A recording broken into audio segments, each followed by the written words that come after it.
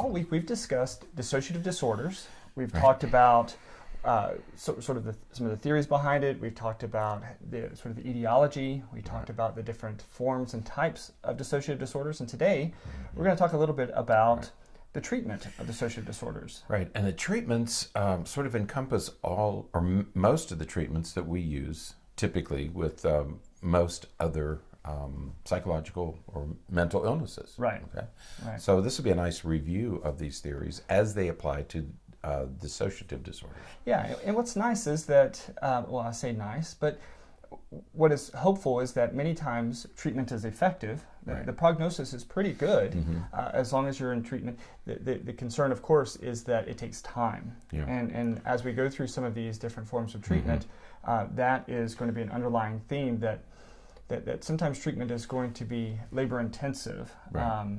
And over a long period of time. Especially for these disorders. Right. These disorders are deeply rooted. Just by way of review, one of the things that, in fact, I often forget, and I'm sure other people do, we talk about the dissociative disorders. One of them is dissociative identity disorder. But as you Google this stuff, make sure that you're not just looking at dissociative identity disorder, because there's a larger group of dissociative disorders, and people often forget, because the one that we talk about the most is the identity disorder, because that's used to be called multiple personality disorder, and so the name has changed, but much of the literature was done on that, and that's fascinating. It's what you see on television and movies is multiple personalities. So, but please remember that the dissociative disorders include more than just the identity disorder. Right. The second thing is they're deeply rooted in trauma. Okay, and that's, many people say, well, I think I'm having a dissociative episode. I think I have depersonalization disorder. Without a history of trauma, it's probably not that. Right. Many people have come to me, particularly teenagers, will say, well, I was smoking weed the other night and I had this strange feeling and I felt like it was an out-of-body experience. And I think I looked it up and I think I have depersonal. No, you probably don't have, it's probably not that. It might be. But without a history of trauma, and in many cases, when we do a history, there is no history of trauma. It's probably not one of the dissociative disorders. Right. Okay, so be careful, because there are many other explanations for these kinds of experiences, and smoking weed would be one of them. It's a mind-altering substance. Yeah. So it's not unusual that you might have an experience that would feel like an out-of-body experience, but is probably something else. Absolutely. Yeah. So as we talk about some of these therapies, they're not going to be unfamiliar. No, we've talked about many of these therapies before, so there's nothing new and earth-shattering with any of these treatments. The difference is that there's a couple of differences. One is that, again, that length we're talking about. Usually we're talking about treatment over a long period of time. Right. But the second thing is that, especially when you're talking about the treatment of dissociative identity disorder, there's sometimes, not always, but sometimes there is somewhat of an internal struggle against treatment. That's right. Because the other identity, the other the alter, doesn't necessarily want to go away. That's right. And so there is this internal battle that happens sometimes to reintegrate the personalities into a one. That's right. And these are the trauma can be long-standing, and so if we are dealing with an adult who had childhood trauma, that's a trauma that is deeply rooted in their psyche. Okay, and it takes a long time. These are, you just get over it. Let's think about something different, or let's replace these thoughts that have been in your head for 20 or 30 or 40 years. Yeah. It's not easy to dispel those. We understand that this is going to be, but you also need to understand this is probably going to be a lengthy battle, to root out these things that have been in your brain that long. Remember, the brain gets good at what it does repeatedly. Right. And if you've been thinking about this recurring thought, even if it doesn't have to be a consistent, but even recurring thought for 20 or 30 or 40 years, it's not going to go away easily. It's going to take some work. Right. Okay. So you use these techniques, but don't expect quick results. Right.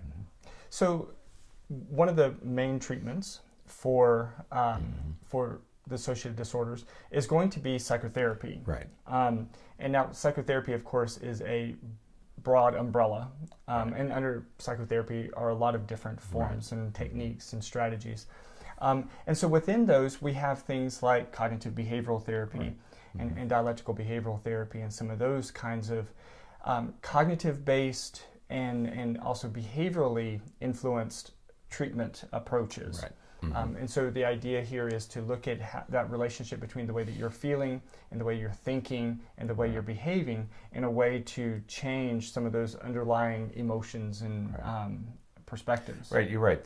We should really say we want to use one of the psychotherapies. You know, psychotherapy is talk therapy, okay? And talk therapy is probably the primary intervention for dissociative disorders, because you have to get in there and unwrap all this stuff.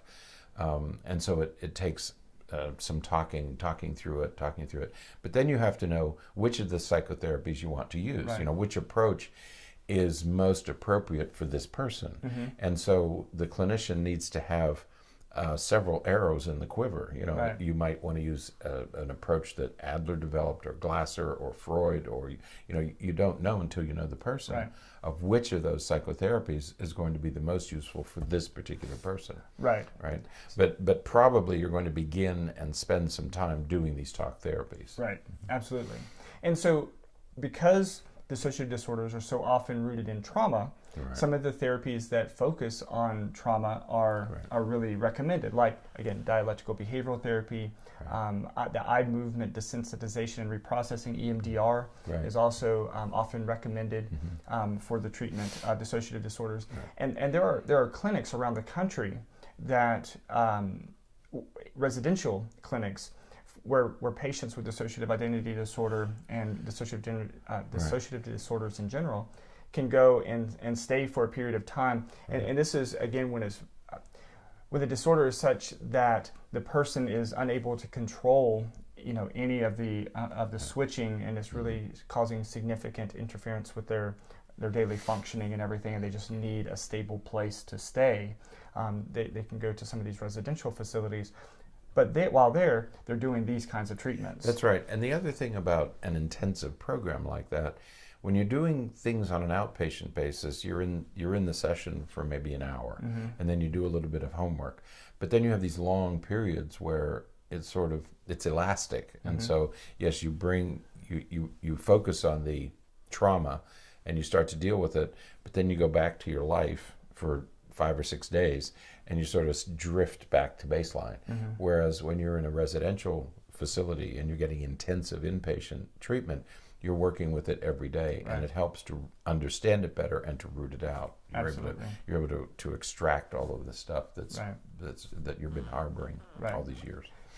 In DBT, the dialectical behavioral therapy, and EMDR have both been shown to be pretty good at treating trauma-based issues. So That's right. DBT was initially developed for people with borderline personality disorder. It's a lengthy process. It takes a long time. And you can have scores of visits, 20, 30, 40, 50 visits or more. So it takes a long time, but it's been shown to be effective, especially with issues about trauma and loss.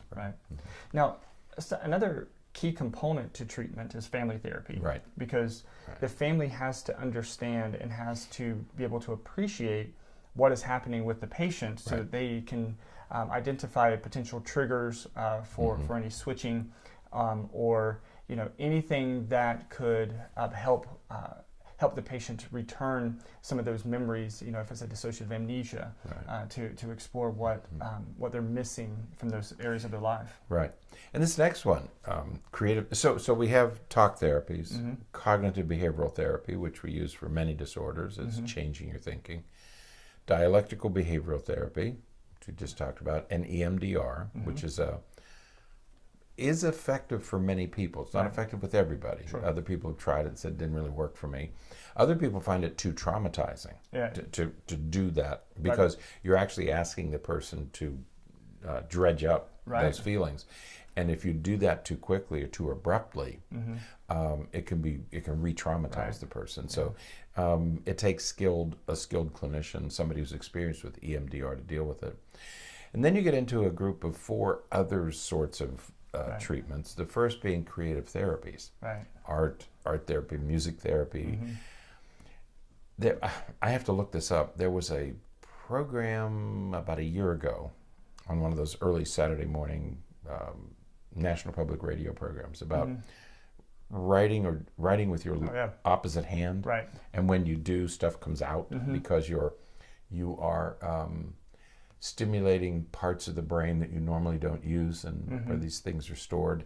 And so they use these sort of creative, not only creative in the terms of you're creating art, but they're creative ways of accessing this trauma that you had before. So and creative therapies like art therapy, music therapy, play therapy for children would be a way. I think play therapy for children is probably the best example. Is that while they're playing, the story may emerge. Absolutely.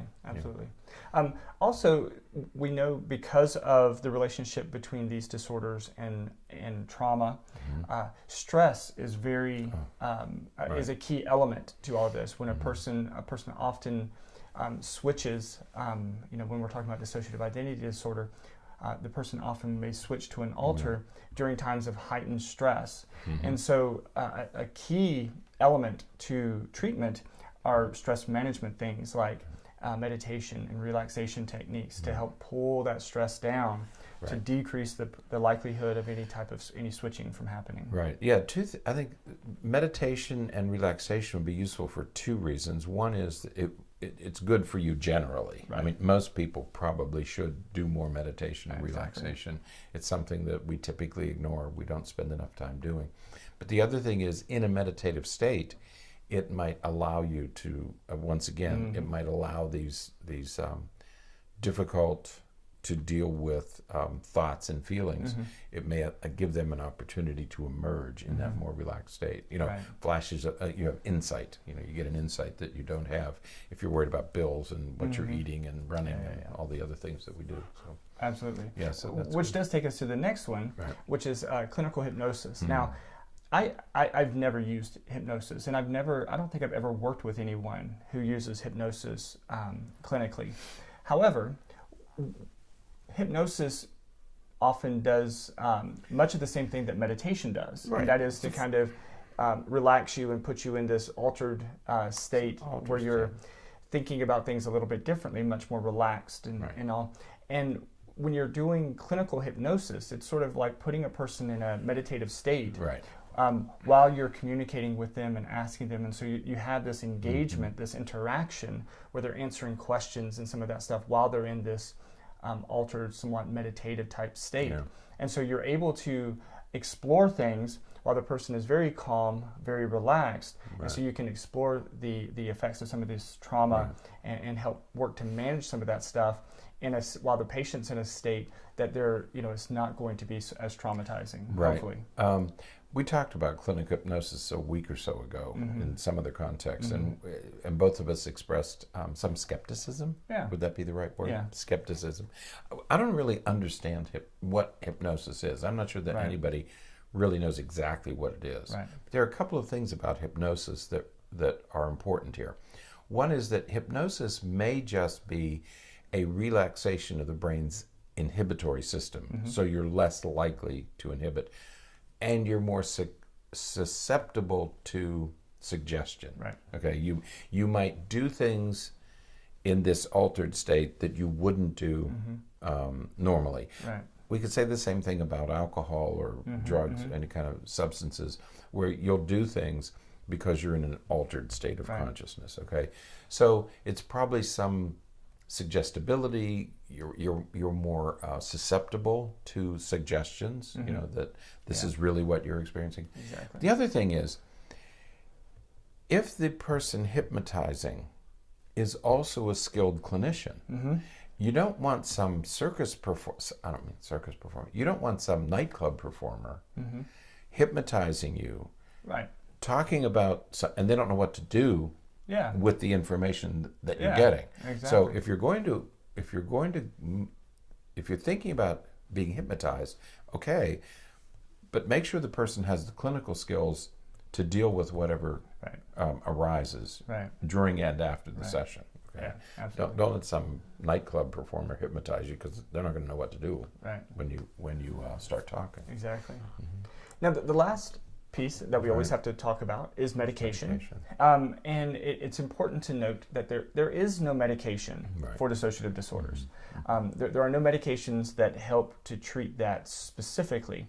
Now, if a person is also experiencing depression or anxiety or panic any of those, attacks, any of those kind of things, there are medications to treat those symptoms.